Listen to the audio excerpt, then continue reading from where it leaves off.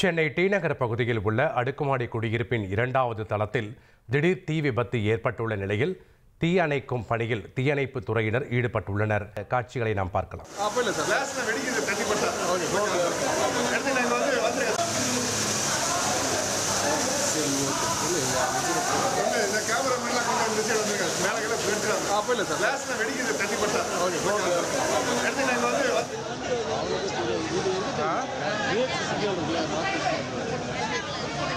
ஓகேம்மா, அதில் எடுத்துருக்காங்களா லைவ்?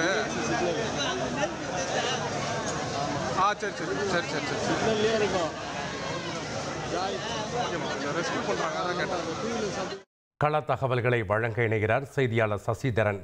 வணக்கம் சசிதரன், இந்த தீ விபத்து தொடர்பான முழு விவரங்களை பதிவு பண்ணுங்க. தீ முழுவதும் அணைக்கப்பட்டு விட்டதா? விவரங்கள் என்ன? சென்னை தியாகராய நகரில் உள்ள ராமச்சந்திரா தெருவில் தான் தற்போது இந்த தீ விபத்தானது நிகழ்ந்திருக்கிறது.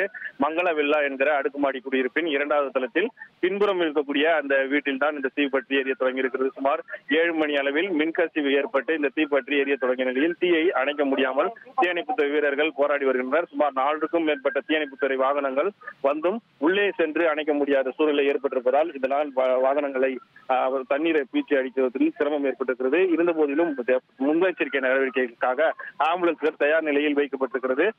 தீ மலமளவென பரவி அருகில் இருக்கக்கூடிய இடங்களுக்கும் பற்றி எரிவதால் என்ன செய்வது அறியாது என தீயணைப்பு வீரர்கள் போராடி வருகிறார்கள். சாலையில் இருக்கக்கூடிய பொதுமக்கள் அனைவரும் தங்களால் இயன்ற உதவிகளை செய்து வரக்கூடிய காட்சிகளை நம்மால் காண முடிகிறது.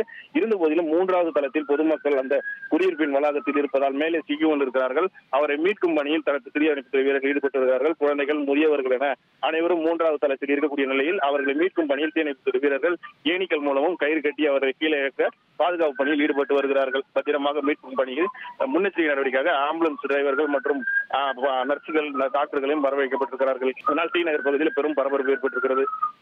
நன்றி சசிதரன், உங்களுடைய கள விவரங்களுக்கு. இனி செல்லும் இடமெல்லாம் செய்தி. தந்தி டிவியின் வாட்ஸ்அப் சேனலை ஃபாலோ பண்ணினா செல்ல இருக்கும் இடமெல்லாம் செய்தி.